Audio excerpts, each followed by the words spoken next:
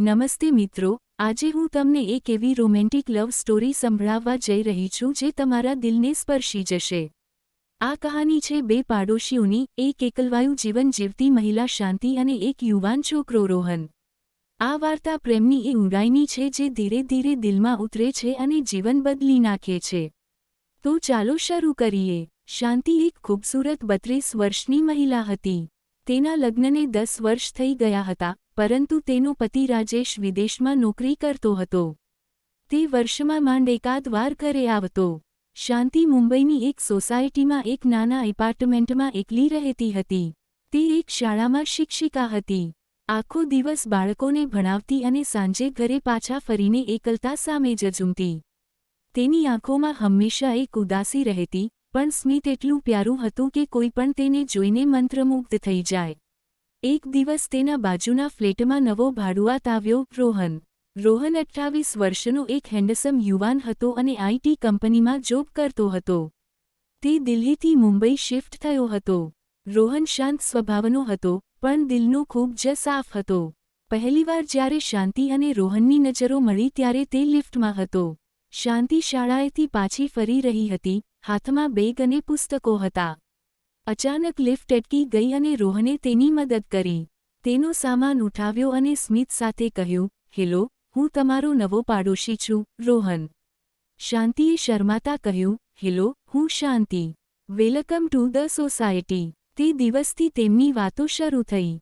પહેલા માત્ર "hello hi" અને પછી સોસાયટીના ગેટ પર મુલાકાતો। રોહનને શાંતિની ઉદાસી સમજાઈ ગઈ હતી। તે જાણતો હતો કે શાંતિનો પતિ વિદેશમાં છે અને તે એકલી છે। ધીરે ધીરે રોહન શાંતિની મદદ કરવા લાગ્યો, ક્યારેક શાકભાજી લઈ આવતો તો ક્યારેક વીજળીનું બિલ ભરી દેતો। શાંતિને આ બધું ગમતું, પણ તે પોતાની જાતને રોકતી કારણ કે તે પરણિત હતી। એક સાંજે જોરદાર વરસાદ પડી રહ્યો હતો। શાંતિ ઘરે એકલી હતી અને લાઇટ જતી રહી। તેને અંધારાથી ડર લાગતો હતો। અચાનક ડોરબેલ વાગી। દરવાજો ખોલ્યો તો સામે રોહન ઊભો હતો। હાથમાં મીણબત્તી અને ખાવાનું પેકેટ હતું। તેણે કહ્યું, "શાંતિજી, મેં વિચાર્યું કે તમે એકલા હશો તો આ લઈ આવ્યો। વરસાદમાં આ સારું લાગશે." શાંતિની આંખો ભરાઈ આવી। તેણે રોહનને અંદર બોલાવ્યો। બંનેએ મીણબત્તીના પ્રકાશમાં બેસીને ચા પીધી અને વાતો કરી। રોહને પોતાની જિંદગી વિશે જણાવ્યું અને શાંતિએ પોતાની એકલતા વિશે। તે રાત્રે શાંતિને પહેલીવાર એવું લાગ્યું કે કોઈ તેની સંભાળ રાખનારું છે। ધીરે ધીરે તેમની મુલાકાતો વધી ગઈ। રોહન સાંજે શાંતિના ઘરે આવતો અને તેઓ સાથે ડિનર કરતા। શાંતિ રોહન માટે સ્પેશિયલ વાનગીઓ બનાવતી। રોહન શાંતિને હસાવતો અને તેની સાથે વોક પર જતો। એક દિવસ પાર્કમાં બેઠા હતા ત્યારે સૂરજ આથમી રહ્યો હતો। રોહને શાંતિનો હાથ પકડ્યો અને કહ્યું, "શાંતિ, હું જાણું છું કે તું પરણિત છે, પણ હું તને પ્રેમ કરવા લાગ્યો છું। તારું સ્મિત, તારી વાતો, તારો સાથ બધું જ મને ગમે છે." શાંતિ ચોંકી ગઈ પણ તેનું દિલ પણ જોરથી ધબકતું હતું।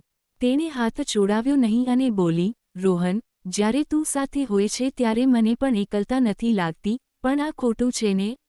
રોહને કહ્યું, "પ્રેમ ક્યારેય ખોટો નથી હોતો શાંતિ, એ તો દિલનો અવાજ છે." તે દિવસથી બંને વધુ નજીક આવ્યા। હવે તેમની જિંદગી બદલાઈ ગઈ હતી। રોહન અને શાંતિ છુપી રીતે મળતા। તેઓ એકબીજાના એટલા નજીક આવી ગયા કે તેમના મન અને આત્મા જોડાઈ ગયા। રાજેશ સાથે તેના લગ્ન માત્ર નામ પૂરતા હતા, પણ રોહન સાથે તે ખરેખર જીવંત અનુભવતી હતી।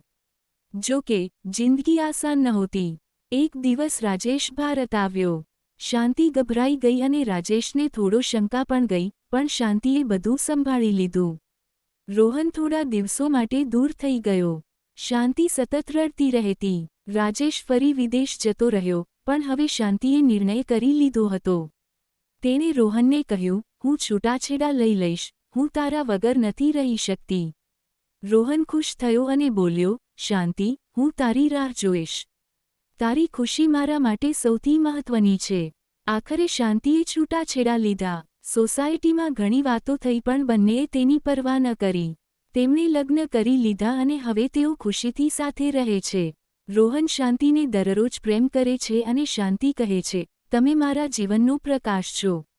મિત્રો, આ હતી શાંતિ અને રોહનની રોમેન્ટિક લવ સ્ટોરી।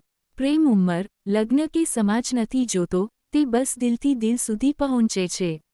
જો તમને આ સ્ટોરી પસંદ